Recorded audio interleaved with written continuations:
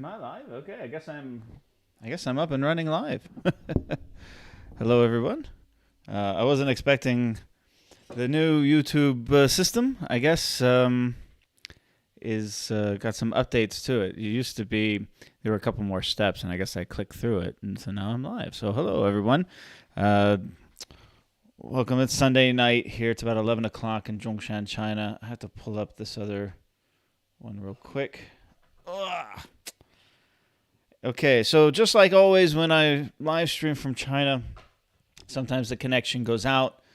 If it indeed does go out, just stick with me. It'll come back, and if it doesn't, I'll just restart the live stream. But I want to say hi to everybody. Thank you for watching my latest videos. There are so many more videos that I want to do. I just have been so ridiculously busy, and I don't know why. I honestly... life just happens, you know. I'm honestly not working that much right now, but for some strange reason, I've been super busy, and I have a ton of videos that I've been trying to get done, both for this channel and for the news channel, and I just haven't gotten to them yet. I do have. So I'll tell you this other thing. My main computer, if you've seen it, is a Xiaomi laptop, and I've had it for a couple of years, and I love it. It's a great computer. Never really had a problem with, but the trackpad broke, and it's this big honking, very heavy computer, and to pack this thing up and put it in the bag with all the cables and everything, you know, I have to carry my regular bag with me, and I have to carry the computer bag. When I leave the house, it's no good. So, and I have to leave the house every day because of the construction that's just in full force all around me, and it starts at 7:30 in the morning and wakes me up, and I get out the door and I go to the coffee shop. So what I did, because the trackpad broke on this thing, it hasn't been good, I bought a new computer, and I'll share it with you guys. I bought the Microsoft Pro, Surface Pro 7. This is really cool. This was not cheap. I was looking at another Xiaomi laptop or some other smaller kind of laptop, but when I started researching it, I thought this was the best form factor for me. I have an iPad, but my iPad is 6-7 years old, and it's got some wear and tear, and it's just not the powerhouse that today's computers need to be. It's just purely for consumption. You know, I sit on my couch and watch YouTube with that thing, and that's pretty much it. But with this thing, you know, not only do I can fit it in my bag, it's got good enough battery life, so I don't have to bring my cables with me. And of course, it just opens up like this. The keyboard is awesome, and then of course the keyboard comes off. I know you've seen this before. It's just the perfect thing for me. It cost me a little over $1,000 for this.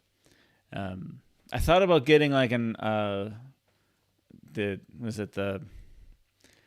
Apple Air, you know, laptop, the new one that came out, but I can't get into the Apple software. That's just not my thing. So that's my new gig, and I go to the coffee shop every day, and I work from the coffee shop on this and a number of other things that I'm working on. So I wanted to share that with you. Things here in China have gotten back to normal almost completely. I in talk with my friends and family back home in America. They tell me what's happening, and I'm very worried. I still am massively concerned. Like many of you, I'm just waiting for the election.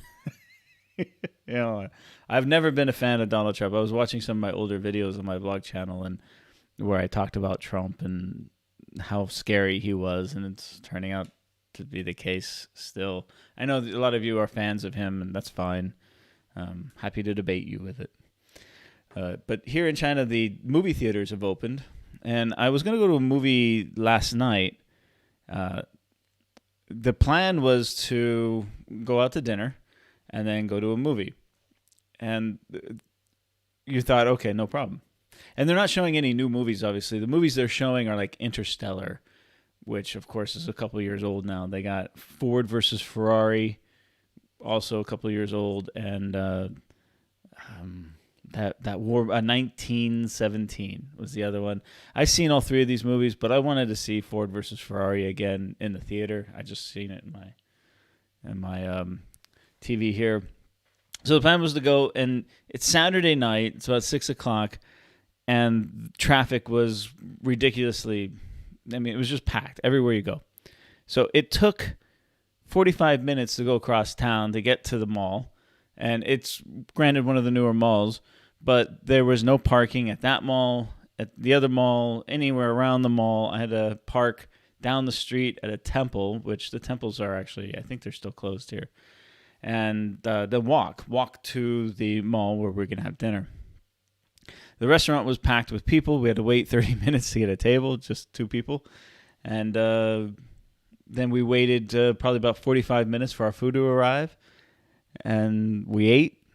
And by that time, it was 9:00 at night. And it was just too late to go out to a movie. So we elected to do other things. But I tell you this because it's indicative of what is going on here in the social scene, everyday life. On a Saturday night, the malls are packed with people.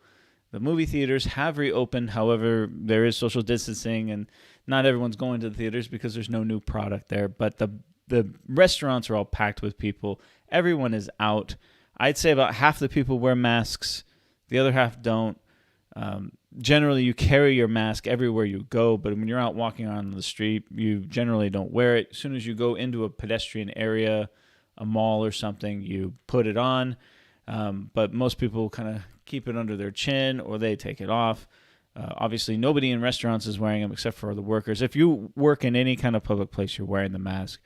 But there seems to be, and there's temperature checks everywhere still, everywhere you go.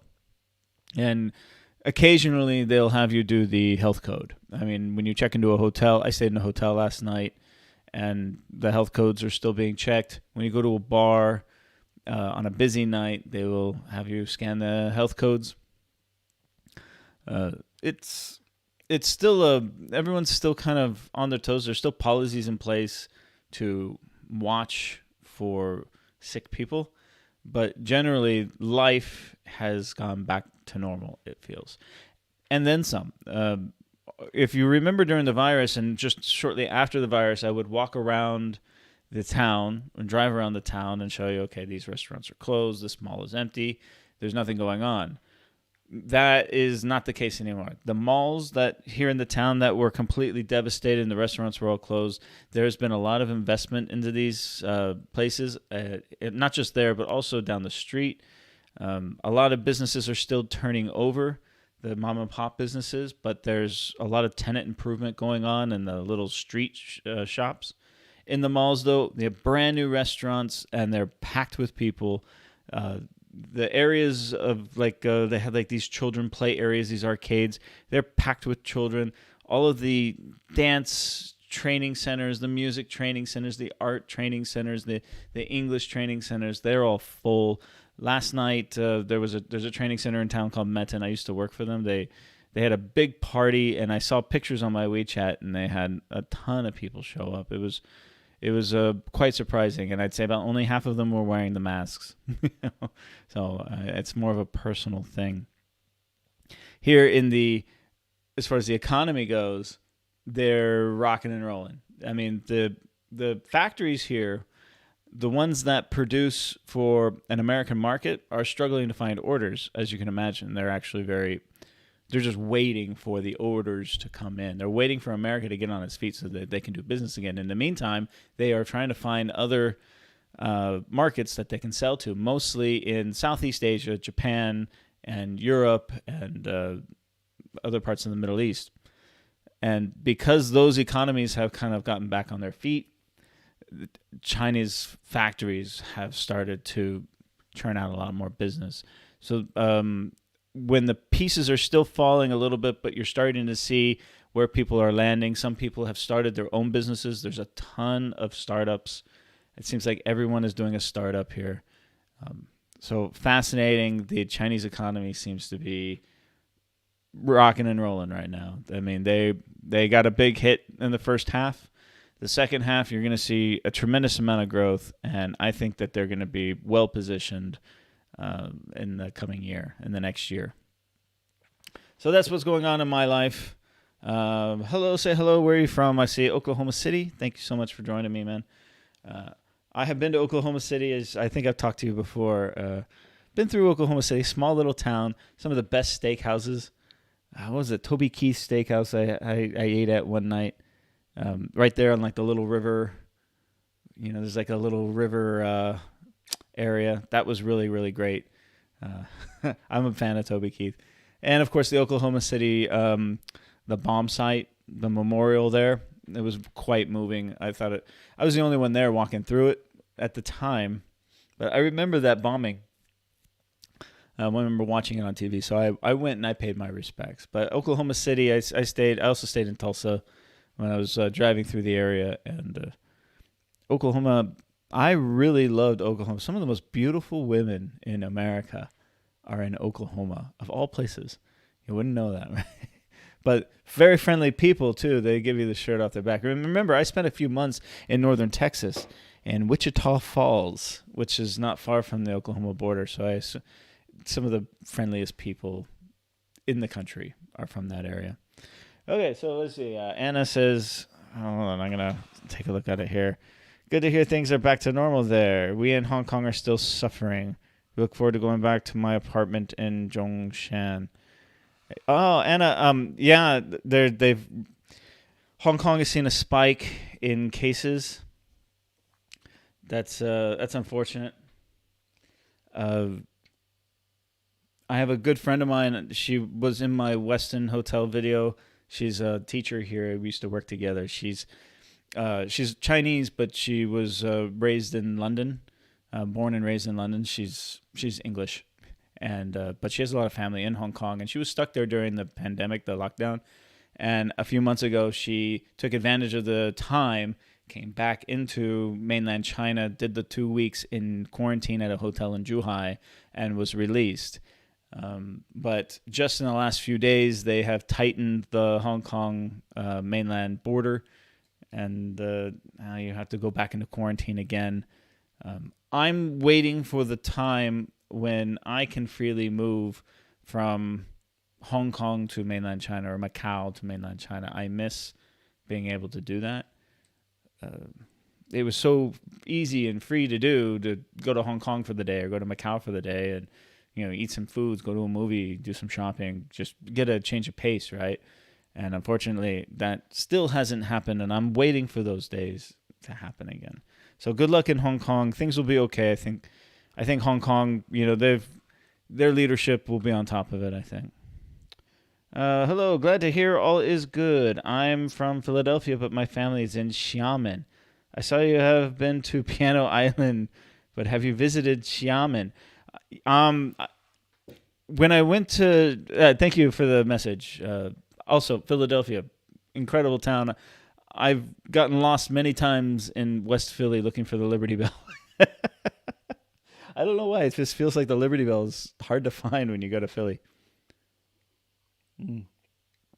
Okay, so when I went to Xiamen, I got there late at night on the train, and then I took the subway to the wharf, and then just went straight over to Gulangyu Dao, the island. And I stayed there for a couple days. I didn't get a chance to really visit Xiamen.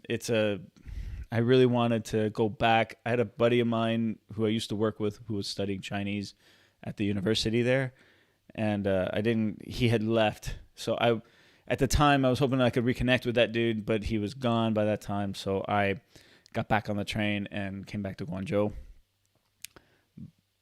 I hope to go back to Xiamen. When you go to a place and you tell them the things that you did and the things that you saw, you tell all your friends, right? And then they start telling you, well, you got to try this, you got to do this, you got to go here. And I was like, oh, so there's like a laundry. I have it actually in a notebook, a laundry list of all the places that I missed in Xiamen and many other places on that side of China that I'm not going to get the chance to go to. My summer has completely filled up to the point where a lot of the plans that I had made are drying up real fast because the term will be starting before I know it. I've only got maybe 4 weeks left before the term starts, and then I'll be back in the classroom teaching, which I'm very excited for. I'm very excited to have the students come back. Here on the university, I'm still the only one here. It is completely quiet here. There's nobody here. And there was a few teachers that came back at the end of last term that were staying here, but it being summer holiday, nobody is here. I had to actually apply for special permission to stay here over the summer. Again, it's just me and the security guards. That's it. That is it. And the construction workers that come every morning and start working. And it's quite nice, actually. It's very quiet. It's very peaceful at night. And in a few weeks, the students will come back, and it won't be so peaceful anymore. Hi, I got you live. Nice. I like the videos you showed recently. Thank you. Which ones you? I've been doing a lot of hotel videos lately. The reason is I've been having physical ailments, like these tiny little annoying ailments.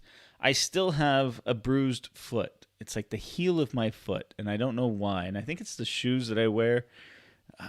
It's bothersome, and that keeps me from going on long hikes and long walks. Today I went to the gym and I started exercising, and I hurt my wrist right here. It's just a little sore, so I had to stop my weightlifting, and I just went to, and because I have a sore foot, I couldn't jog on the treadmill, so I just did some leg exercises and some stretching and called it a day. So I got to let my wrist heal a little bit. This comes with age, I turned 41 recently, and I noticed I get hurt much, much easier these days. Tomorrow I got a big day. I got to go to the dentist. I have a cavity that needs to get taken care of. That's another thing, your body starts to rot on you. So I got a cavity right back here that I got to go get fixed tomorrow. Thank God I have an amazing dentist who's awesome. Let's see. Then this week I'll be going back to Huizhou. I did 2 weeks ago. I went to Huizhou. I just stayed one night and did like a little walk around the Westlake area, which was really beautiful. And there was a lot more history in that area than I thought there was. I didn't realize Huizhou was such a historic town. But I got to go back. My buddy, we got to do another trip. I originally went out there to help a buddy of mine move, but we couldn't fit everything into my small little SUV, so we need to do one more trip together, which is fine by me because it gives me an opportunity to go back. This time I'm going to stay for 2 nights. I'm going to stay in 2 different hotels.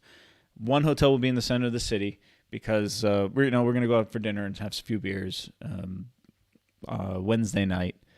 I plan on staying at the Pullman, either the Pullman or the Kunda. I haven't decided yet. The Kunda is in the Westlake area. It's a really beautiful Chinese brand, and I've been wanting to try this brand out. I have never stayed at it before, but the location is similar to the last one that I did, which I don't like, but it also is an incredible location. So it's like in the center of everything.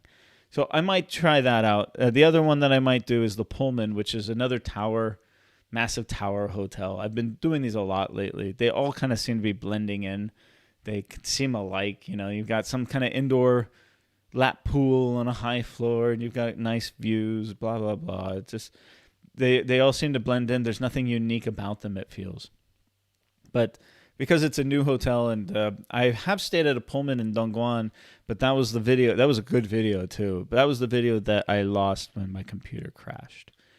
So I've been thinking about redoing a Pullman video.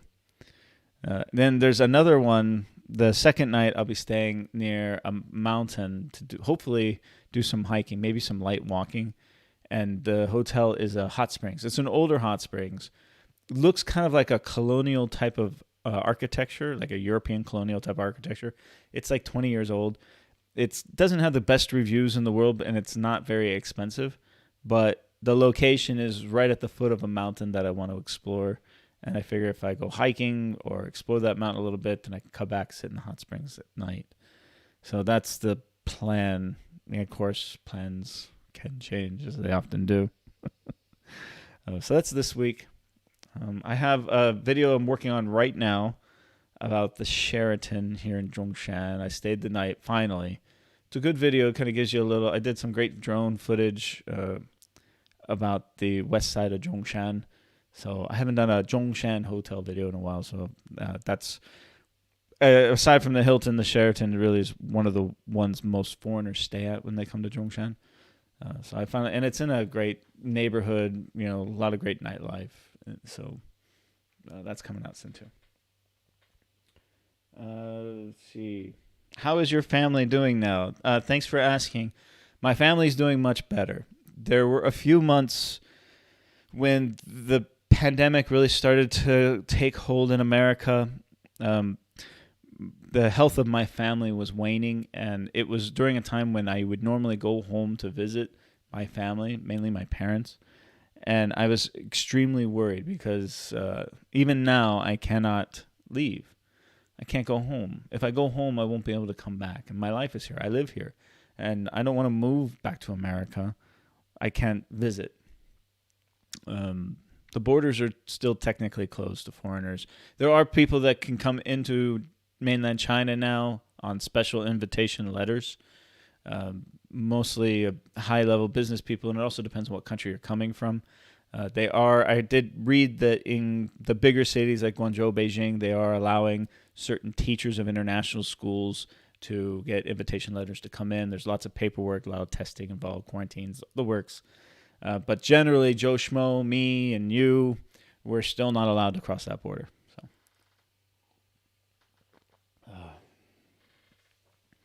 but my family's doing much better. My mother had her 70th birthday, and she stayed at my old hotel, the Ritz-Carlton, Southern California, Laguna Niguel, and I made a phone call over there, and they treated her very well. They gave her a nice thing. My mother and father both have been struggling to take care of their own medical needs during the time of COVID, because a lot of the hospitals have cut down on the operations, I guess, the non-mandatory operations. So they've been struggling to navigate that system in their small little town, not far from Los Angeles, but still a small town. But bottom line is they're doing much better now. I talked with my family recently, and they seem very, very happy and enjoying retirement. Thank you for I have more hotel videos coming. So, again, the Sheraton one's coming. I got 2 more in Huizhou I'll be making, and hopefully do maybe a walkabout of downtown Huizhou. Maybe some nightlife there. We'll see. I will figure it out when I get there.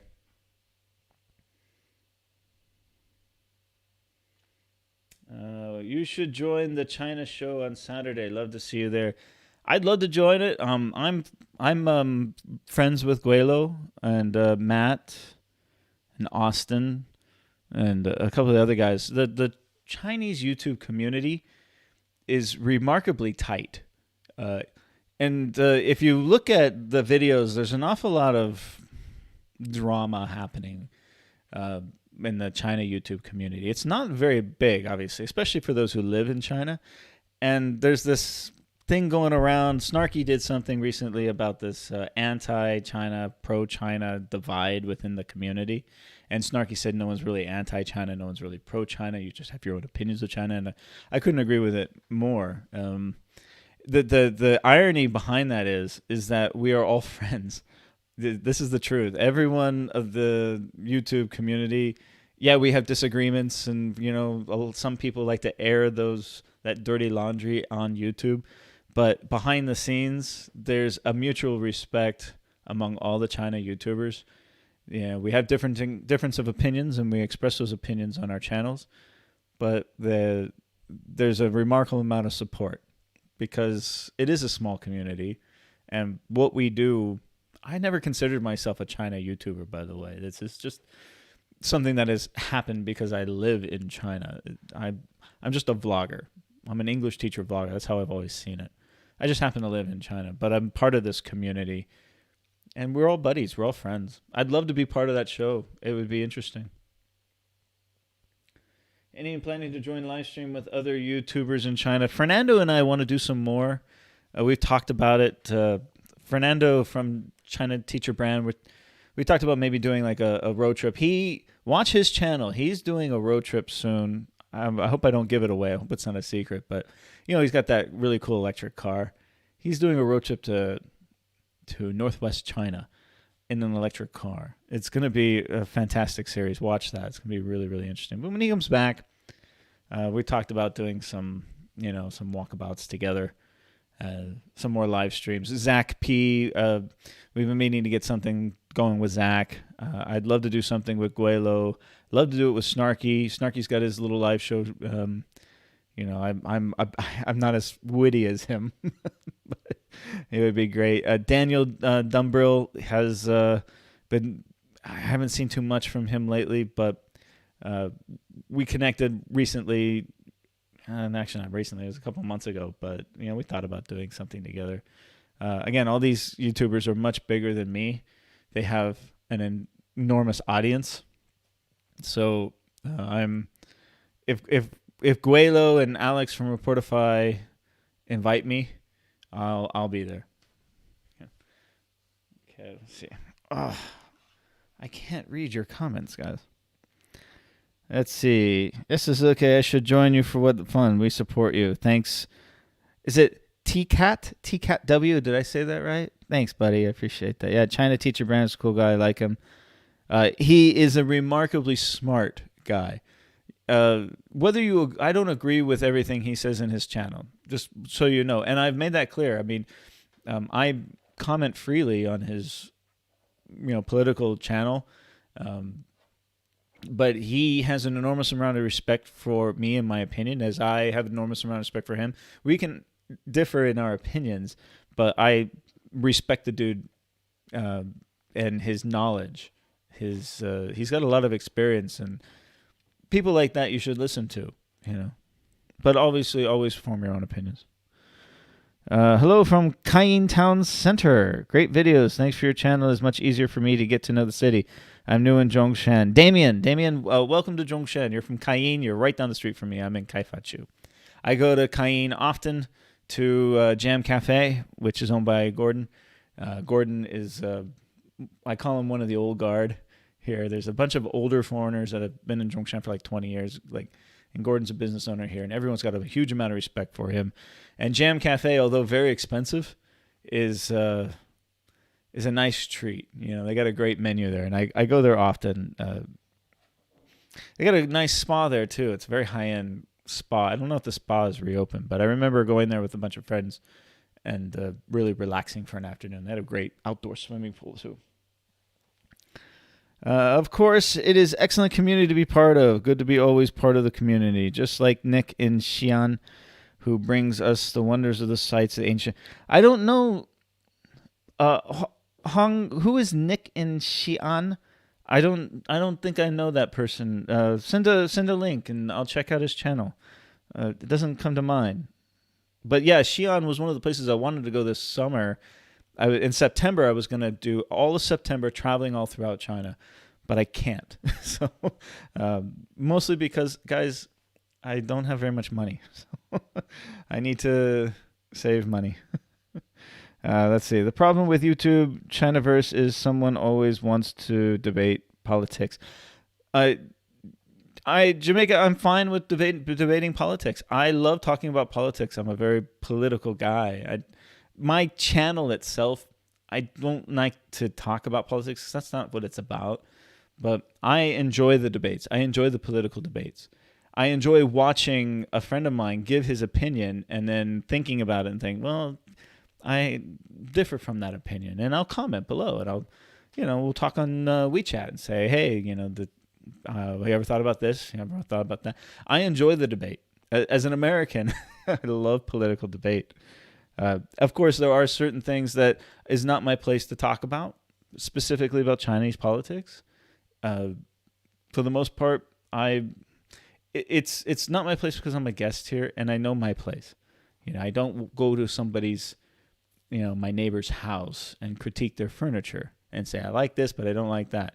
I find that to be rude. That's just my personal thing.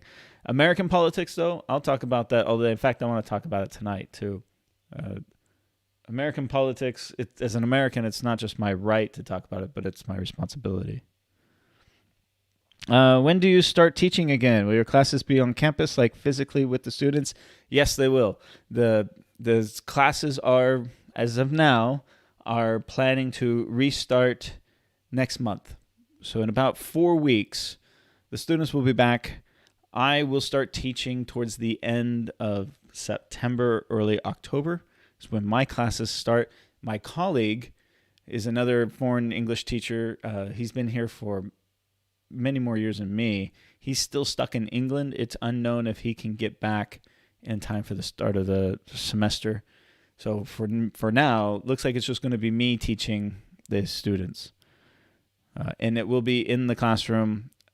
The protocols involved as far as mask wearing, social distancing, all of that remains to be seen. I haven't been notified of anything.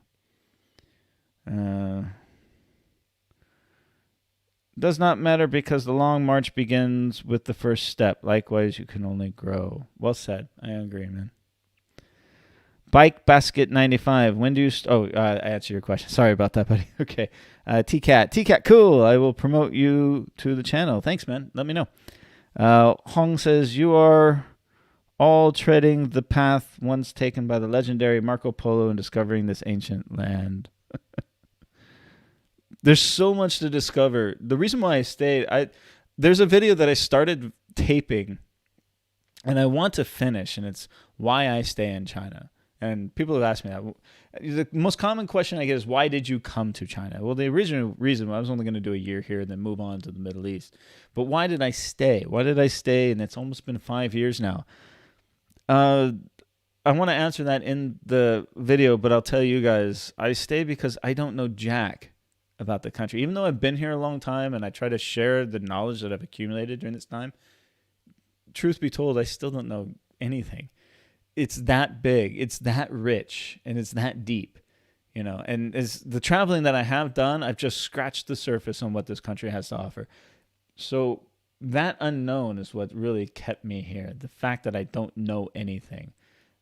It was a big slap in the face, you know, of how ignorant of China and Chinese culture I really was, and how wrong my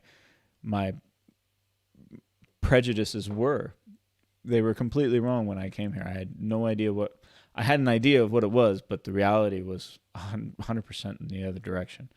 And that's one of the reasons why I started this channel, is to share with my friends and family back home what it really is like here, because it's nothing like what you believe it is unless you see it with your own eyes. And that's what I've been trying to do, and a lot of you have jumped on the back. I never thought that I'd get so many people watching my videos. It's been a wonderful experience, but still to this day, when I talk to the camera, I pretend like I'm talking to my mom and pops and my nephews and my cousins and my brothers and sisters on the other end of this camera. Okay. Hello from Toronto. I haven't been to Toronto. Just curious, how come the lettering on your t-shirt as well as the Fenghuangjang hand-drawn tourist map on your back wall is also flipped? Thanks. Oh, I didn't realize that. It is flipped. I'm sorry. It's because my camera that I use is my old iPhone, because it's got better quality than the laptop camera. And it's upside down. And the reason why it's upside down, I have it plugged in via USB. If I turn it like this, the USB cord won't reach the laptop. I'll remember that next time. I'll try and fiddle with it, maybe move the camera over here. But that's why the camera that I'm watching this from is upside down. And if you're wondering, this is actually Soulfire Yoga. This is my old yoga studio that I used to go to in San Juan Capistrano in Southern California. During a time when I was working in real estate and things were very traumatic for me, just in terms of stress at work. And I had some back issues, and I was still a trail runner at the time. And so every day after work, my office was in Dana Point, and then moved to San Juan Capistrano at the time. And I discovered this small little yoga studio that was a lifesaver. So come 6, 7 o'clock, I would leave the office, and before I would go home, I would go get an hour's worth of yoga in a hot yoga studio. It was a hot yoga, so you just sweat. And it saved my life, really. No doubt. Oh, hold on. It looks like I might have lost connection. If I have, don't worry. Let's see what else.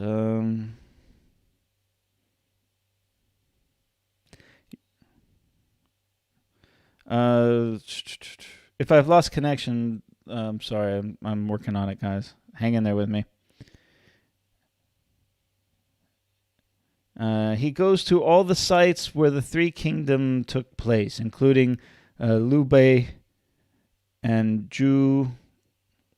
Is it Kakliang? I don't know that name. I know Lubei. Interesting. Yeah, Xi'an is one of those places, man. I can spend a week there and not see everything. No, you were excellent. Your style of assessing the drone, which you assessed, as a matter of fact. Thanks, Hong. I appreciate it. Jamaica, Austin posted how he lost a job because of talking politics on YouTube. You can very easily do that. It's part of our... When you work in China, you have a work permit and you have a residency permit. And this is renewed annually. And part of the requirement is that they actually give you a little pamphlet. They make you answer some questions, and they make you sign additional things stating that there are certain things that you will and won't do. And, of course, abide by all the laws of China. That's obvious. But one of the things that you won't harm the harmony of China. Do anything to do that. So a lot of the people who critique China in a negative way or in a bad way or have anything negative to say, as a foreigner living here, you don't have the right to say that. It's not your place to say it. And it's actually spelled out in your residential permit that you will not do anything that paints China in a negative light or harms the harmonious society that's here. And critiquing in a bad way anything about China or Chinese culture can be construed as that. And if that information gets to your employer can determine if you are doing well or not doing well at all. So in addition, it also says you won't be teaching anything religious-based. You know, I work at a university. Of course, I cannot teach. I'm not a religious guy. I'm an atheist. But you cannot preach. Yeah, you cannot, you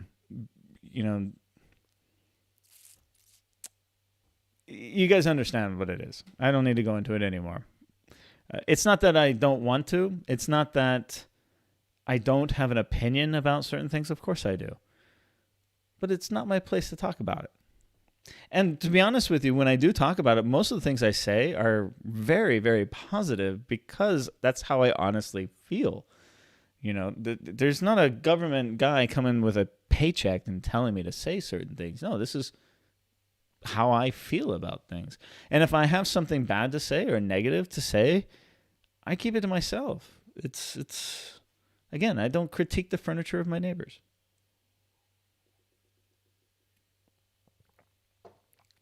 Just Coca-Cola tonight. Let's see. Thanks for the reply. Share support. Thanks. Yes, too many negatives. This family who are so enlightened traveling as a family, and when I suggest to them to try China as they've traveled throughout Asia, they mention lack of freedom in China. That's a bunch of BS. There's plenty of freedom here. There's plenty of freedom here. And I actually have a student right now, is a high school student from a wealthy family. He going to university, not high school, university, sorry. And he's from Hong Kong. And he has nothing good to say about mainland China, especially with all the recent events. And so I ask him, why? And he starts spouting freedom and all this stuff. And I'm, okay, so where's the most free place in the world? And they say, oh, America, obviously. I want to go to America. You have freedom there. And I say, okay, well, we have certain freedoms that you don't have here. But then, again, we have more people in prison than any other country in the world. And he's like, really? You do? I said, yeah. You know, it's because we have a lot of laws. And if you break the law, you go to prison. He's like, okay, I can understand that. And there was there's a guy on China Teachers Brand's podcast. He talked about his wife, his Chinese wife in New York City, bought a drink and wanted to walk down the street to another bar, and she couldn't understand why she wasn't allowed to take her drink that she had bought out the door into another bar. She didn't, because in America you don't have that freedom to do it. So it's all relative. It really is. We have certain freedoms in some countries and certain freedoms in other countries. China, to me, has been very, very free. In many ways, I feel free to do whatever I want here. Yeah, there are more rules because I'm a foreigner, but that makes sense. If you're a foreigner on a visa in America, there's certain things that you cannot do, just like there's certain things I cannot do here. So it's all relative. I think a lot of people look at China and try to compare it to perfection. And China's not perfect. No place is perfect. And I think it's unfair to compare any place to perfection. And I think that's where a lot of people get in trouble. The world is a mirror image because you are using front camera. That is true. I am using the front camera so that I can frame myself. That is true. Ignore it. Good morning, Michael from Temecula, my home. Michael, what part of Temecula are you in, dude? That is, I am originally from Irvine, California, in Orange County, but family has moved to Temecula. I lived in Temecula. I was actually a manager at the Embassy Suites Hotel right there on Rancho California Road, and I know the city very well. The town it's where my heart is, guys. I love Temecula. So good to see someone from my hometown. Hello, Michael. When I first came to China, my job took me to the police for an interview. I was advised not to talk religion, politics, and, of course, the 3 T's publicly. That's correct. Yeah. You actually have to sign a piece of paper stating you will not do that, right? So the 3 T's are obviously Tibet, Taiwan, and what's the third one? Tibet, Taiwan. Oh, Tiananmen. And then, of course, now you really want to avoid Xinjiang and Hong Kong as well. I think you have had. I think they have had bad experience with Falun Gong cult, as they masquerade themselves as religion. Yes, it is better to be a positive, as there is no fruit in being negative. I agree. Falun Gong, back in America, Falun Gong is everywhere. If you go to the Chinese consulates to process your visa, they'll be out front, handing out pamphlets and everything. And of course, the guys on Chris Chappell on China Uncensored, who's quite funny. I give it up to I watched that show because I think he's quite humorous. But I've watched it for a very long time. He is obviously very much funded by Falun Gong. Everyone knows that. And I'm fine with that. As long as you know where he's from, where he's getting it, it's fine. But look at as you guys, I told you I'm an atheist, so I don't really follow a religion. I think it's Atheist International. I can't remember the organization, but they actually did a study on Falun Gong and as a religion, and it's baffling. I mean, it's right up there with like Scientology and Mormonism as far as makes your brain spin about the what it's all about. Let's see. I know this restaurant. My friend is delivering sausage and other meat there. I don't know the owner personally, but I've heard good things about him. Yeah, his name's Gordon. He's a great guy. Got a lot of respect in the foreigner community.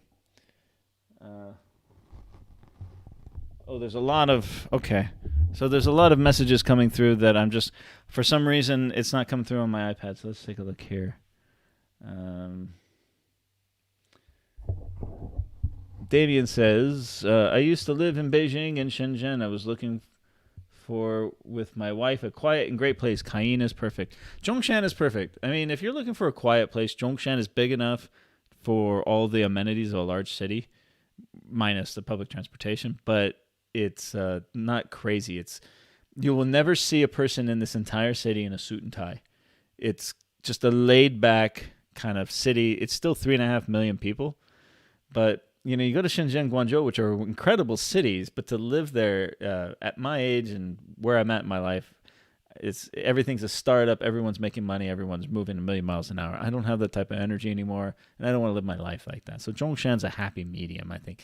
And if you're here with your wife and you have a family, Zhongshan is a great place to raise a family. It really is a very family-friendly atmosphere. It's quiet, it's peaceful, it's safe. They got great schools, minus they need some more universities here. I'll give them that. Let's see. Yes, they restrict the sale of alcohol in Malaysia, but you can buy it at all hours. Yeah, I've been to Malaysia. I remember that. Yeah, they do it in Thailand too. Yeah, so it's fine. Tiananmen. Yep, that was another T. Likewise, with me, I am an atheist too. More, and I actually mentioned this earlier, and some of my subscribers are religious, and they always say God bless to me. And I appreciate their sentiment, and I thank them for that. And I know what they're trying to do, and I think it's a wonderful thing. But I have to say this: when I lived in America, when I was in the service, I lived in South Dakota, Rapid City, South Dakota, and the service itself, the Air Force especially, is quite religious organization. On paper and technically, they're very secular, but many people within the Air Force are Christians, and it's a very large community within the service itself. I was never a part of that, and for that reason, there were some instances where I was ostracized from certain parts of the community. I remember in technical school in Wichita Falls, they had a program called the White Rope Program, which was for religious people. It was all Christian, obviously, and the people who had the different colored ropes had different leadership roles within the technical schools. The white rope was a religious leader, and I said, "Well, you know what? I'm not a Christian. I'm an atheist. How do I get a white rope? How do I become a leader of that community?" And I fought with them, and they eventually just gave in and said, "Okay, you're the atheist religion leader," which is another issue that I had with them. But I ended up getting a white rope just to prove a point. you know. In addition, when I lived in South Dakota, a lot of people thought I was evil because I was an open atheist person or agnostic or whatever. I don't remember. It was 20 years ago. And I'm talking about the local people. They were always trying to get me to come to church. And I did go to church occasionally because it's a good time. And the message of community, and that was fine. I was fine with that. But when I told them I wasn't into this, they ostracized me again. Many girls wouldn't go on dates with me because I was an atheist. Many families wouldn't allow me to go on a date with their daughter because I was an atheist.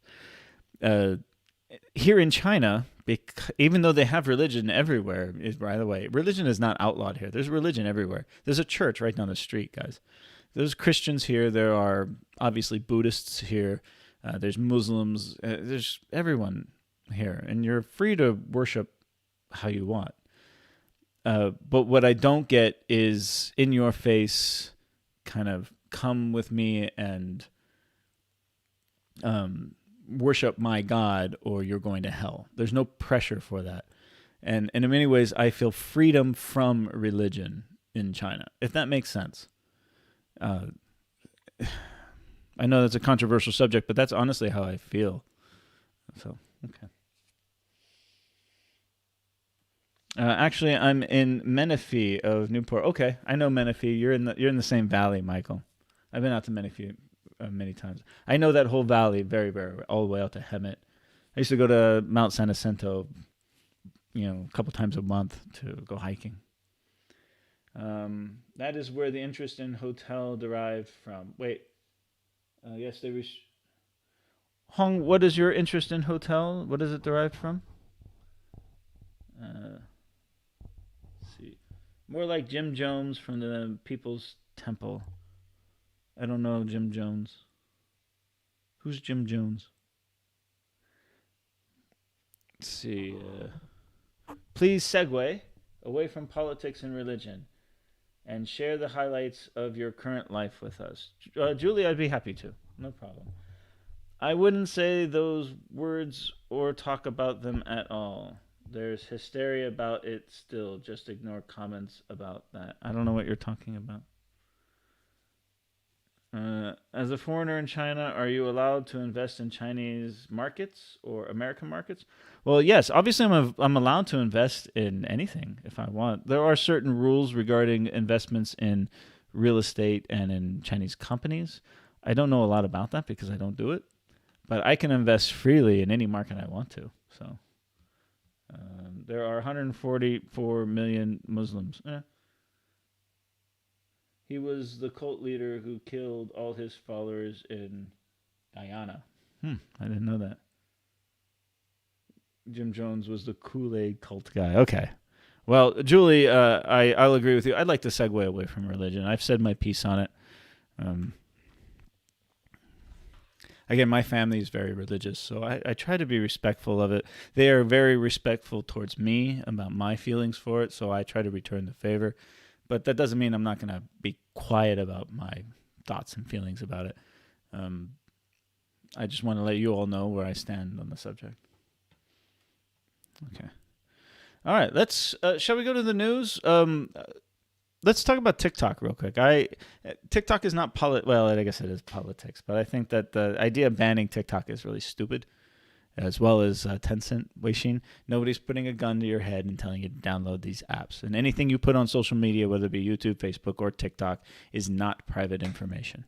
That's the whole point of social media, is to share your information. So I just wanted to point that out, that it's been in the news a lot lately, but what strikes me is that it's worth $50 billion just for the certain elements that Microsoft wants to buy. A few years ago, ByteDance bought Musical.ly, which wasn't Douyin specifically, but the platform kind of merged with Douyin and created the juggernaut that you see now, which, of course, TikTok is the American or the Western version of Douyin. I'm not a fan of these apps. I don't have it. I don't watch it. But banning it, I think, is kind of lame.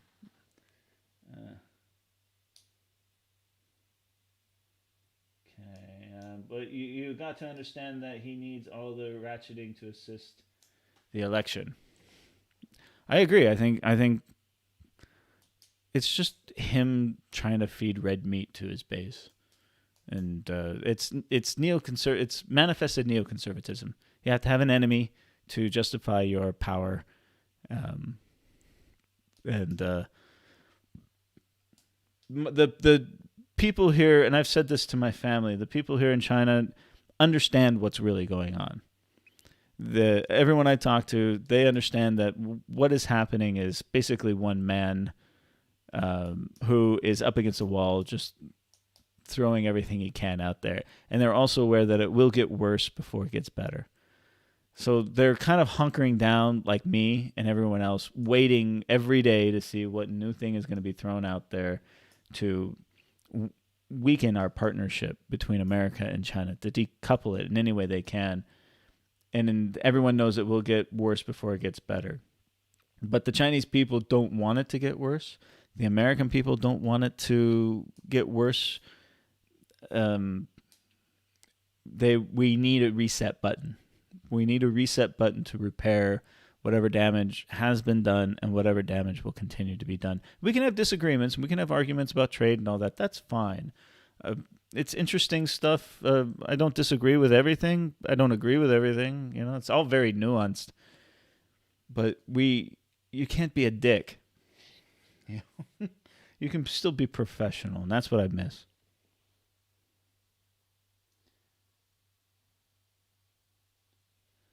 I doubt there'll be an actual real war, a hot war. It's in no one's interest to do that. Google, Facebook don't want to follow China's rules, not being banned. I agree. They're not necessarily banned here in China. They just don't want to follow Chinese law. It's their choice. Because the other American, look at Microsoft. We have Bing and everything. They follow Chinese law, so that's why they're allowed to operate here, and they make money here because of it. Google and Facebook, they have a choice to make. They've made their choice. would you support that choice? Yes or no? Fine. Yeah. But as far as I know, Huawei and TikTok, ByteDance have broken no U.S. laws. So, how are the factories doing in Zhongshan with less American orders? They're doing just fine. The factories that only, I'm talking about small factories that only sold to America, they're the ones that are struggling, but they've found other markets. The Chinese economy, especially the manufacturing economy, is remarkably resilient, and they've been slowly transitioning to a consumer-based economy here. So a lot of the reason why you've seen the manufacturing and the economy rebound so quickly is because of the domestic spending, the domestic consumer base here. In addition, most of what China manufactures for is not for America. It's for the whole world. So one country, although it being a very large part of their exports, isn't going to bring this country to its knees. It's arrogant to believe that it is. So the number one trading bloc for China right now is the ASEAN countries, the Association of Southeast Asia nations. Africa, Europe is still coming back on track. China's kind of looking over and saying, yeah, I really wish I could sell to America right now, but they don't have their shit together right now. So let's go manufacture for these other markets. And that's what they're doing. And America's needs to get back on their feet and say, we're here too. And China's kind of being agnostic to it.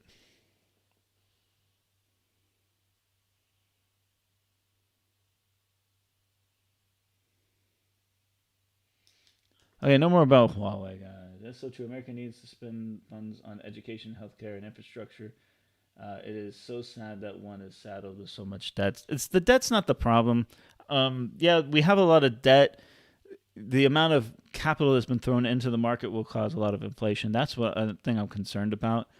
The debt itself, it needs to be relative. But what are you spending the money on? Are you spending the money on investment, or are you spending the money willy-nilly?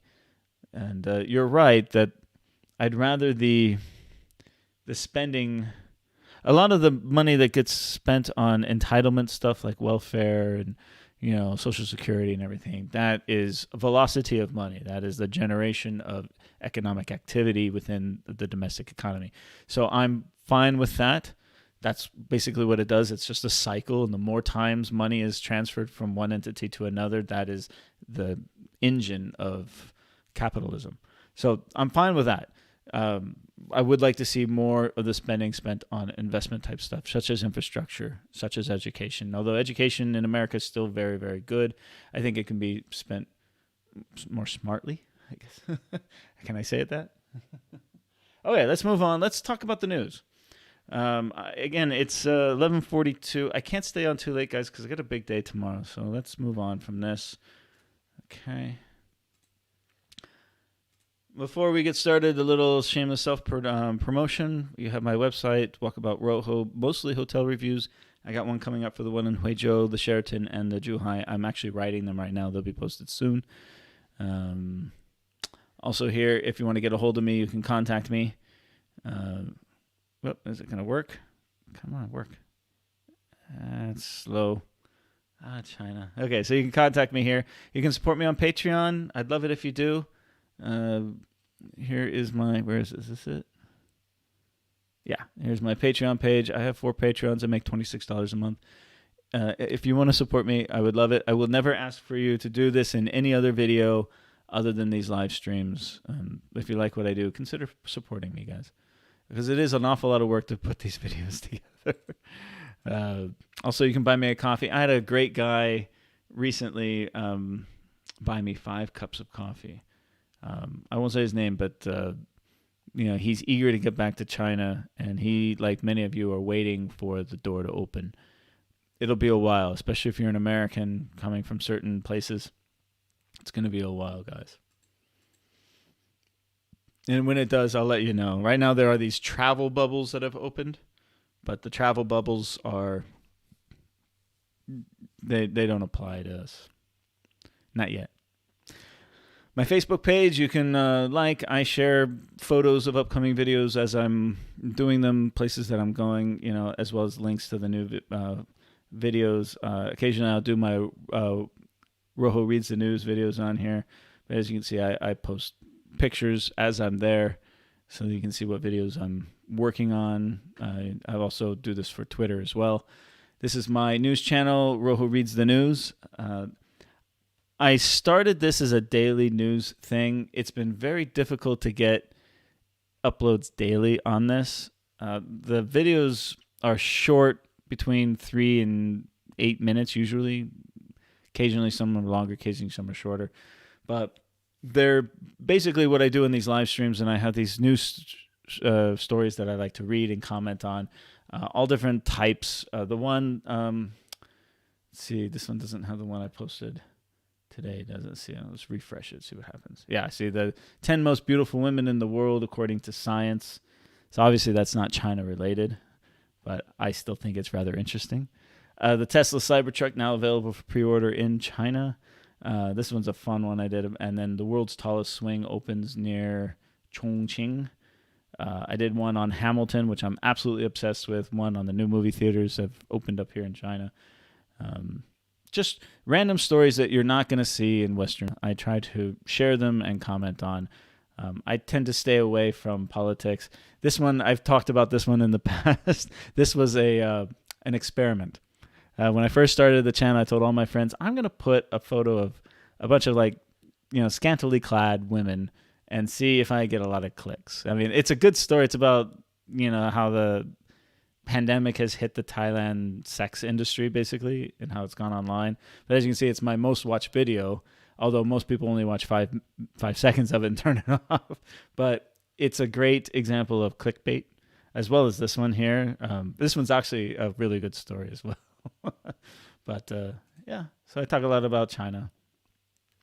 Go subscribe to that. Support me. Again, it's a daily thing. However, I miss a day here and there because I'm working or I'm at the gym or something. But generally, it's every day. Let's go. Before we move on, let's see what else we got here.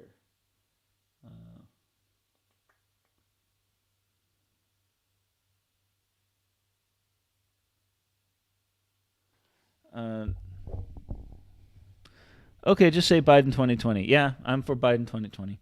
Not if you graduate with debt of $100,000 plus. Well, if you're talking about student loan debt, yes, that's a big problem. I have personal experience with student loan debt, as many people do. I love it, as you are, again, a matter of fact, and if they deserve criticisms, you do so. Until a vaccine is found, there is a risk of various waves. Yeah, I mean, it is what it is, guys. Again, you can also do best practices. I think people can look at other countries and what they're doing and what's working, what's not working, and that includes China. People can look at China and see what works here and what doesn't. China can look at other countries and see what works here and what doesn't. The whole world needs to work together on this. And Donald Trump defunding the WHO was the dumbest, stupidest thing. I can't understand why you would do that in the middle of a pandemic. And it's all because of this thing with China and his assertions with China. It's so arrogant because the WHO is not just a China thing. It is a world thing. And it doesn't make any sense to me. All right, enough of that. A friend of mine is a lecturer in Shenzhen University. According to the school regulations, he and his family can't leave Shenzhen. I have heard that as well. I am not under that kind of the school has restrictions on me in that when I leave the school, I still have to sign a piece of paper, tell them where I'm going and how long I'm going to be gone for. And they take my temperature coming in and out. I still have to do that every time I walk off the campus. That's it. They've also kind of said, Paul, try to stay in Guangdong. They haven't put any restrictions on me, but they have said that if I leave Zhongshan and I get sick or my health code changes, they will not take responsibility for that. So I get it. And I know a lot of the larger universities have these rules for all of their teachers, not just the foreign teachers, but all their faculty, including the administrators. Here at I'm at a very small college. Again, it's just me, so I think they're a little bit more lenient. But they also know I don't have very much money and I won't be traveling, so I don't think it's a big deal. If they did, they must be quarantined. I can see there is more freedom for teachers in Zhongshan. I have friends of mine who work at other schools here in Zhongshan who have been told don't leave Zhongshan as well. So that is a thing. I have not been told that. I feel as though I have a lot more freedom at my college. It was really amazing how Serpent said I didn't talk about politics to many, many years because in China, everything is politics. Yeah, I mean, politics is a big deal. But again, when you work here, you're subject to certain law. I'm used to it as a former troop. When you're in the military, you are under the Uniform Code of Military Justice, which states that there's certain freedom of speech rights that you don't have anymore. When you are in the military and if there's a war going on, you're not allowed to comment on the war. I mean, it's normal, and plus you have security tiers and secret security clearances and stuff. So I'm very used to knowing things and having opinions on things and keeping my mouth shut. When people get in trouble is when they don't keep their mouth shut. You're required to. That's the rules. So, and it's people say, well, you can talk about politics as long as it's in a good way, and that is true because the rules are you're not supposed to say anything unharmonious about society. Otherwise, why would you? And it makes sense to me. It really does because if you go to someone's house and all they do is talk shit about you, your family, and the way you do things, do you want them to stay in your house, or are they going to cause problems in your household? It makes sense. I don't have a right to be here. I am a guest, and in many ways, I feel very privileged to have the invitation to come and work here and live my life here and share my experiences here. So that's what I do. And I've said this before that my experiences here have been remarkably positive in so many ways. So I'm very happy here. Paul, what did you study at university and which one? I attended, when I was in the service, I attended many universities as you do when you're in the service, and I did a lot of my credits that way. Community College of the Air Force, National American University, Black Hills State University when I was in South Dakota. When I came back, I got a job, kind of like a paid internship with this company in Newport Beach. And at night, I went to school at the University of Laverne. And the University of Laverne is also where I completed my master's degree. And it's a small university in Southern California, one of the oldest universities in California. Not many people know about it. A lot of the people who go to that university, there's a law school, there's a business school. Many of the people who go to that university study public policy. It's kind of the redheaded stepchild of the Claremont colleges. If you know about those schools, it's Harvey Mudd and Claremont McKenna, things like that. So that's where I went to university. I studied business. My first degree is in civil engineering, maintenance production management. My second degree is in business administration, and my master's is an MBA in leadership theory and management. Please tell if the Aussie government, who, despite being the largest trading partners, is also being kept out of recession yet, poked the dragon in the eye. Okay, no more politics, guys, please. I'm not into it tonight. I think I talked about it enough already. Okay, let's move on to the news. This is true. They banned WeChat. I kind of disagree with this. It won't cut off users from families completely. You can still phone people. You can still use text messaging. But WeChat is so prevalent in Chinese society that if you eliminate it, then you do cut off families a little bit. There are other ways around. There's plenty of other apps that you can use. So I'm not 100% in agreement with that title. What is this? Oh, yeah, this is interesting. This is about This metro line hides retreats away from the world. I wanted to talk about this, but I'm kind of getting tired. Line 14. Apparently, every like little station has something really cool. There's like a abandoned Boeing 737. um, some parks. You know, Guangzhou's a beautiful city. It really is. There's a lot to it, and in the surrounding areas. I mean, look at that. That looks really cool.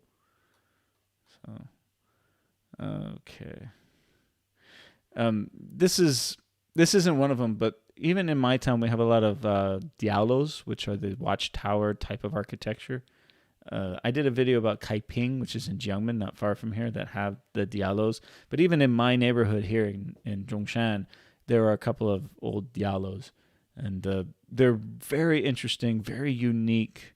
It's a world heritage site, the one in Kaiping. And I hope to go back there and do another video. Now that I have the drone, I think I can do it.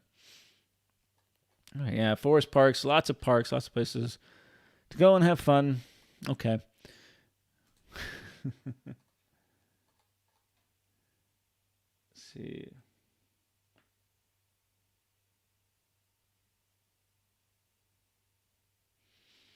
Yeah, you're right, Damien. A lot of people left China and they couldn't come back in time.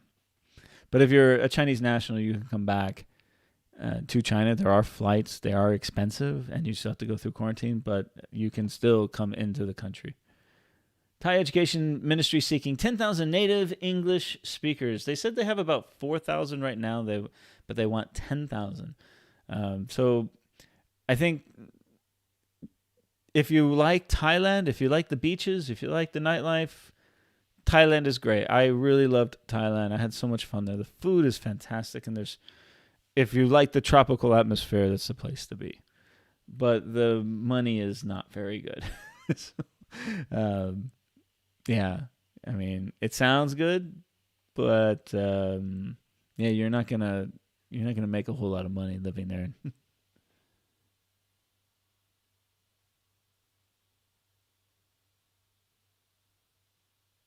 All right, no arguing, guys.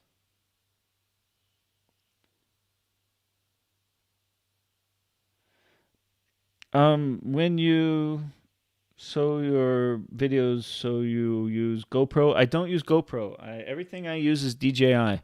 I use a DJI Osmo Pocket. I use the DJI Osmo Mobile. I use the DJI Drone, and I use the DJI Action. Uh, I it's the family of DJI. It's just the apps that they have in conjunction with the hardware itself make it so easy. And the quality of the DJI Osmo is better than the Xiaomi. Of course, the drones are the best. And again, I just have the entry level drone. It's the cheapest one they have. And the Osmo Mobile is very, very simple and easy to use. And then the Action I bought because it was cheaper than the GoPro, yet it still had the same kind of stability and still had the same kind of video quality, but it has a front-facing camera. And that has come in handy, not necessarily when I'm vlogging, but when I've been doing other unboxing videos or tutorial videos that I do for my other projects that are not YouTube related. The Osmo family has been fantastic. And the DJI Action camera, which I don't have. I think it's in the other room. But those are the cameras that I use to film my vlogs. Most of them on the Pocket. I just whip it out and go to town. That's a good question, Damien. I don't know. I don't know if you're someone with a green card. I've never met someone with a green card. It seems to be a phantom thing. People talk about the green card, and everyone knows how hard it is to get. I've never met anyone who has one.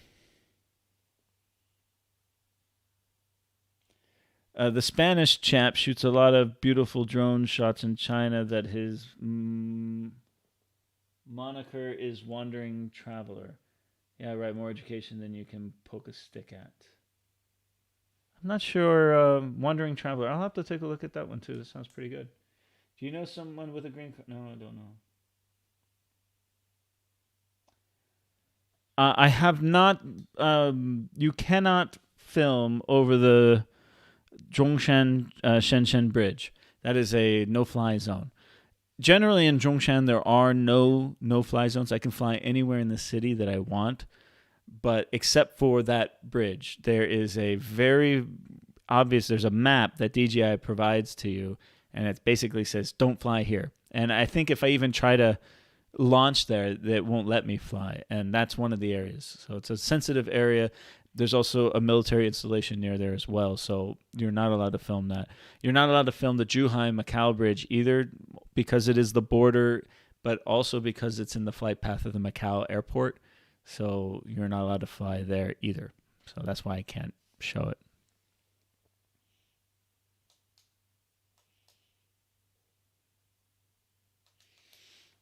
Okay, you guys can fight all you want. I'd rather you didn't. Here's when Shake Shack opens in China's capital city. Yes. Oh my God. So there's a new rule in Shenzhen that because there's so many cars, they're trying to cut down on traffic. If you have a out of city plate, I have a Zhongshan plate, and therefore between certain hours, the rush hour times, it's like 7:30 to 9:30, and then again in the evening rush hour, I'm not allowed to drive on the streets of Shenzhen. I basically have to stay parked, go see a movie, go grab some dinner or something, and then after 7 o'clock, then I'm allowed to drive in Shenzhen. That was the only thing keeping me from going to visit Taco Bell when I was coming back from Huizhou, because I wanted to go to Taco Bell in Shenzhen, but I was in that time frame and I didn't want to get, another ticket. Yes, I did get a ticket. Camera caught me in a bus lane. I don't remember it, but apparently I was in a bus lane for crossing an intersection through a bus lane. I don't remember it happening, but there it was on camera. It cost me 3 points on my license and a couple hundred RMB fine. All right, but Shake Shack, I'm a hamburger guy, so it will open August 12th in Beijing. Yes. I've never been to Beijing, but I love the idea that more and more of these Western brands are coming to China because, quite frankly, I miss them. I miss good hamburger joints. I miss good Mexican joints.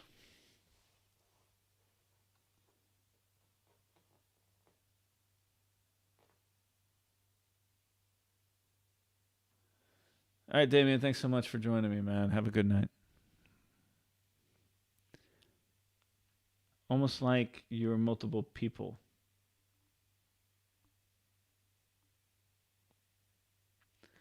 Well, you're obviously a massive slogan shouter, and the quality of your language and your expression changes constantly.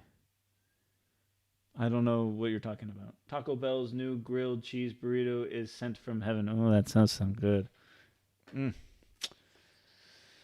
won't talk about that. Okay. Did you guys see this? This is crazy. Look at this. She's not pregnant.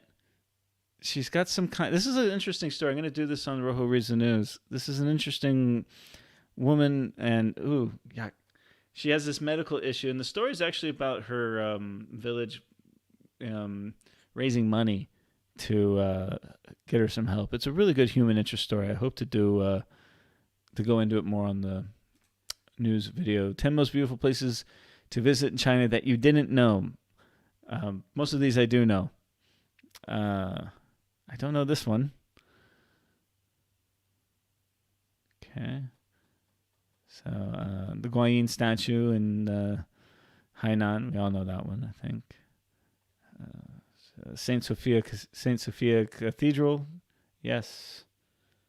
This is one I do want to go check out in Harbin. Yuanyang Rice Terraces, I have heard about these as well. Let's see. The Yungang Grottos, I think this is in Shaanxi province. I would love to go see all of these things. Again, China's so big. I gotta go through this real quick because I'm getting tired, guys.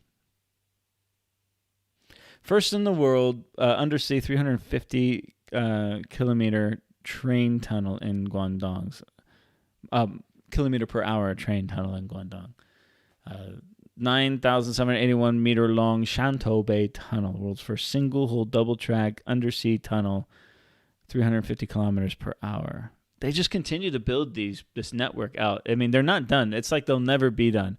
They're always announcing new lines, and new lines are opening up. I mean, when you're on the trains and you come into this station and you think, well, this is a small town. Why is this station so big? Like 3/4 of it didn't even use. It's because in 2-3 years, they're going to branch out and expand the network even further. The planning of this stuff is incredible. Yeah. So no, I haven't been on this line. Okay. So anyway. Gambling revenue in Macau nosedives due to low tourist turnout. Duh. Yeah, Macau's gotten hit really hard. It's a town that's hugely, I mean, it's all about tourism in Macau. It's just like Las Vegas. And they've just gotten hammered.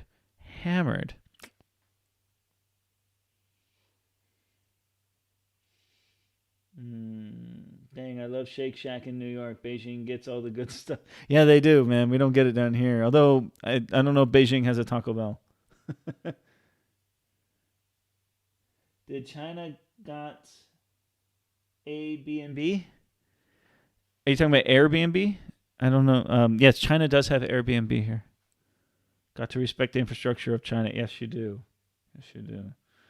When is the next live show again? I don't know. The next live show will be whenever I want it. Maybe in Huizhou this week I'll do another one from the hotel. I like doing them from the hotels because the connection is so good, and it's just a different background, and I can talk about things of what's happening around me in the city I'm at. Again, I'll be going to Huizhou this week. I'm going to be spending one night in a luxury hotel in the center of the city and another night near a mountain. So depending on how much energy I have, maybe I'll do it. I'll try and do it with my new computer. See if that works. Gambling revenue in Macau fell 94.5% last month, year over year. It's insane when you see how much revenue gambling is in Macau. To know that it's dropped 94.5%. I haven't talked to anyone from Macau, so I don't know what life is like on the streets there. I should find out. I really should.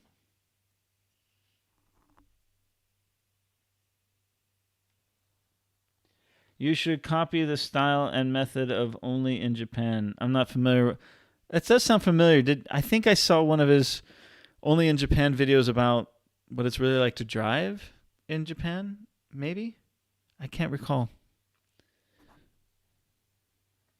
You have a good voice as he does. Thank you, dude. Thank you. And remember, go to Rojo Reads the News, and it's a daily upload. Trying to build that channel up a little. Which countries speak the least English around the world? This surprised me.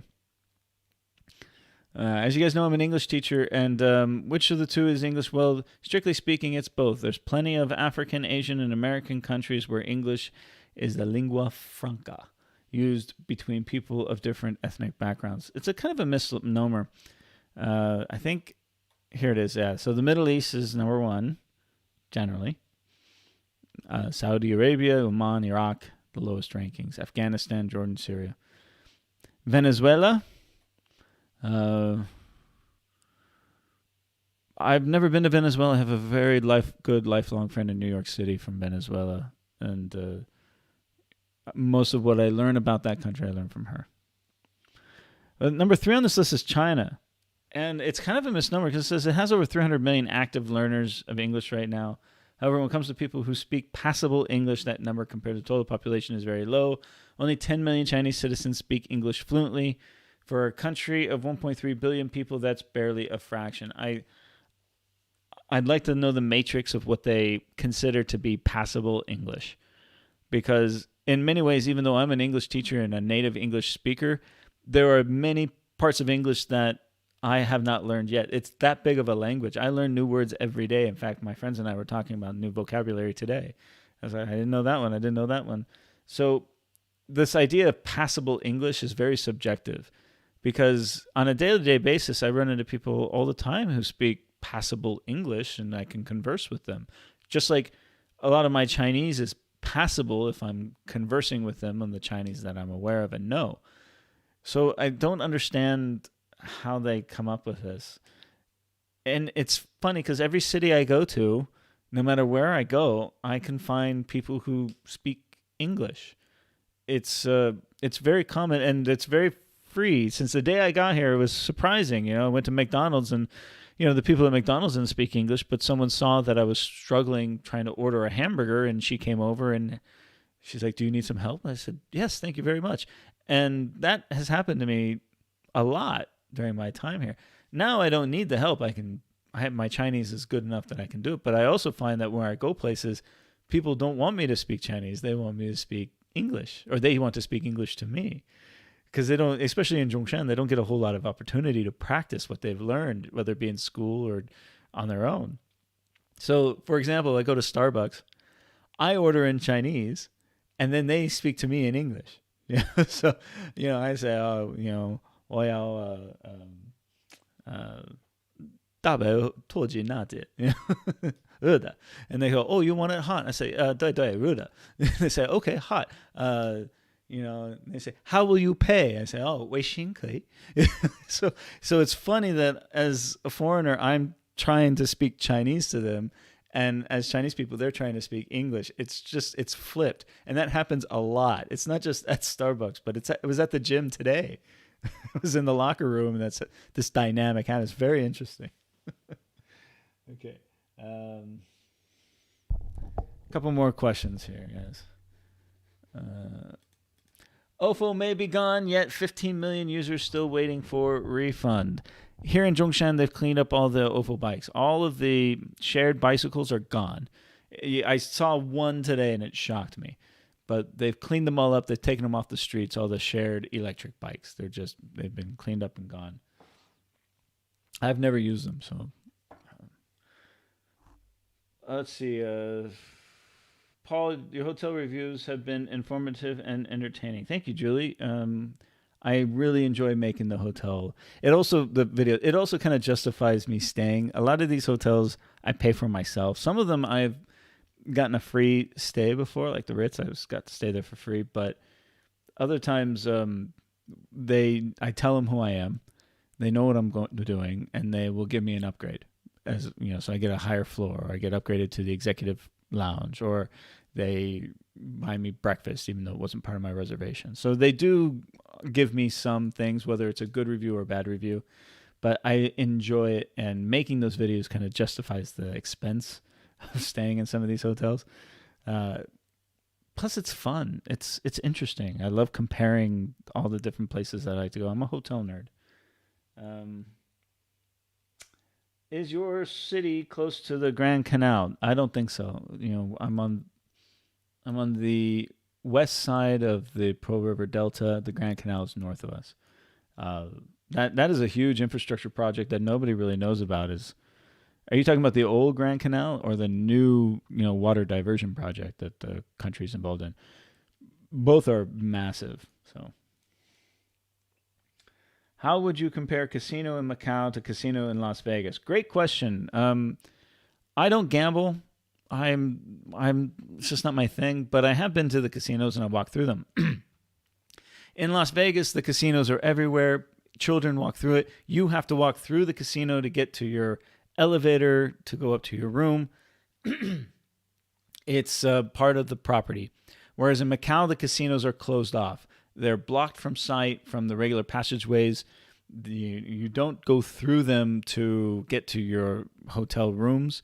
There's separate security to get into the casinos, which are in the center part, but they're generally closed off to sight and a different part of the resorts completely. And there's just laws regarding this. And so that's the biggest thing. There are restaurants that line the outskirts of the casino, but they have separate entrances on the outskirts, so you don't actually have to go into the casino to go to the restaurants. So the design of it is, all of these laws kind of influence the design of the casinos. So they're really just separated. It's not when you walk into the lobby, you see it right in front of you and you can go play the slots like they have in many Vegas casinos. Here it's hidden. It's in the back. It's still massive and huge, and that's the main reason why people go there. But you can go into any resort in Macau and not see a single slot machine or a card table. It's not as in your face. Uh, yeah, your hotel reviews are good. Would you be willing to stay in a one-star, a typical local would stay in, and give your review of that? Absolutely, yes, I would. I was going to do that. Recently, I stayed in a hotel here in Zhongshan. It'll be part of. It's not a dedicated hotel room. It's a China randoms video that I'm doing. I stayed in a place called the Louis Hotel near Lihe Center. I just needed a bed to stay because I had to do some things in the morning. And this hotel generally caters to Japanese businessmen of course, there are very few Japanese in town these days. So the hotel was struggling, and it was like 100 RMB for the night to stay there. The bed was rock hard. It was dirty. There was mold growing in the corner. It had a nasty smell of cigarettes. The hallways were dark. There were no lights in the hallways. Literally, I had to use my phone light to navigate my way through this hotel. They had one of those great Japanese toilets that clean your butt, and they had a nice bathtub, but it was just a terrible experience, and I did not sleep well. So I've stayed in those hotels before. I prefer not to. Obviously, I prefer to stay in nice hotels. And here you can stay in nice hotels for less than $100 a night. Hell, you can stay at a very nice hotel for $40 a night. So it's really a good deal. So why would you pay $15 to stay in a 1-star when you can stay in a very nice 4-star for $40? So that's kind of my thoughts on it. But I've stayed in the 7 days inns before, which are fine. They're like a Motel 6. They're generally clean. It's okay. It's what you get. There's a lot of hotel brands. That's something I should do is the budget hotel brand system here. They have a lot of different brands that you can find in any home inn. You have, the Cepidus. You have the 7 days inn, obviously. You can get the same thing. Lavande is one that is opening up soon. I'll be doing one on that as well. I have friends in Bronx whose English is barely passable. Yeah, exactly. You know what I'm talking about, man. At Jayo, he probably wouldn't be able to. Foreigners can only stay in certain hotels. I have never been turned away from a hotel, minus that one in Huizhou when I was there. I booked it, and then they sent the money back to me like 2 hours later and said, sorry, we cannot allow foreigners to stay because of COVID-19. That's the first time anyone has ever not allowed me to stay in a hotel because I'm a foreigner. I've always been able to book a hotel, and they've always been very welcoming when I come. So it's never been an issue for me. Generally, if you go to a very small town that has an unregulated hotel there, that you walk up to the front desk and say, I'd like a room, please, they just don't have the infrastructure in place to register you with the police. That's the main reason. But everywhere I've ever gone, I've gone to some very small areas, I've been able to find accommodations. It's never been an issue for me. Any news about making e-bikes illegal in Zhongshan? I made a video about it. I don't think it's very good. I don't know if I want to release it. My e-bike is made illegal. I can't ride it. If they catch me riding it, they'll take it from me. And in my neighborhood, people do it all the time. But of course, I stand out like a sore thumb. So they'll catch me and they'll take it from me. So I don't ride it anymore. The shared bikes are technically illegal because they do not have plates on them. And over the last few weeks, they were doing these trade-in things. So I could have taken my bike down and traded it in for a new legal bike, on the process purchasing insurance and registration. As a foreigner, I cannot register the bike because I do not have a Chinese ID card. So what foreigners in town have been doing is they've been taking a Chinese friend and registering it in their friend's name so that they can legally ride the bike. Helmet laws are a thing. They've also been setting up roadblocks, catching people riding in the street, because technically you're not supposed to do that. You're supposed to ride on the sidewalk or in the bike lanes. And there have been a lot of people, you pass by and a lot of people are yelling at the police because they're taking their bikes. In the outskirts of the towns, rules are a lot more lax. I still see 4 or 5 people on a bike riding with no helmets in the middle of the street on an illegal bike. Uh, so it's a hit or miss. When you're in the center of the city, in the central business district, you don't see that. The cops are enforcing it everywhere you go, it seems. So that's what to be said. And again, it's not hard. The bikes, the legal bikes, they're big enough. They're not very fast, but that's fine. You guys know that on my bike, which is a really fast one, I've gotten in a couple of wrecks. And so going slow is probably a good idea on these things. Wearing a helmet's obviously a good idea on these things. Not having 3 people on the bike is a good idea. But then again, a lot of the people who rely on the e-bikes for their transportation needs, excuse me, who cannot afford cars, and we're talking about a lot of elderly people who are watching their children. They drop their grandchildren off at school, pick them up, go to the market to get food for the day on a daily basis and use their bikes to do this. The bus system seems to be a lot more people on the bus system, but at the same time, there are a lot less chaos around the business areas, the malls, things like this, where it was just a madhouse of parking bikes on the sidewalk and in the street and just things thrown around everywhere. Things seem to be a lot more put together, a lot more organized, I guess. The Japanese toilets get a better cleaning than toilet paper, but many times the tube dips into water, basically spraying. Ew. Ew. I don't want to know that. I like the Japanese toilets. I need one for my house. We talked about Chinese economy rebounding. I stand by that. It really is a remarkable thing to witness. It's gone, but I always thought it was going to recover quickly, or not quickly, but slowly. And but I thought it would happen before the rest of the world, and it has. But it has blown me away about how fast it has recovered and how it continues to just gain speed. I'd go back to my story about last night and just going to dinner and a movie, and how it was busier than I recall it being before the pandemic. So that's just a testament to the resiliency of the economy here. It's moving. Things are happening here. Tensecon's world's most valuable social media operator. I'll save that for another time. Okay.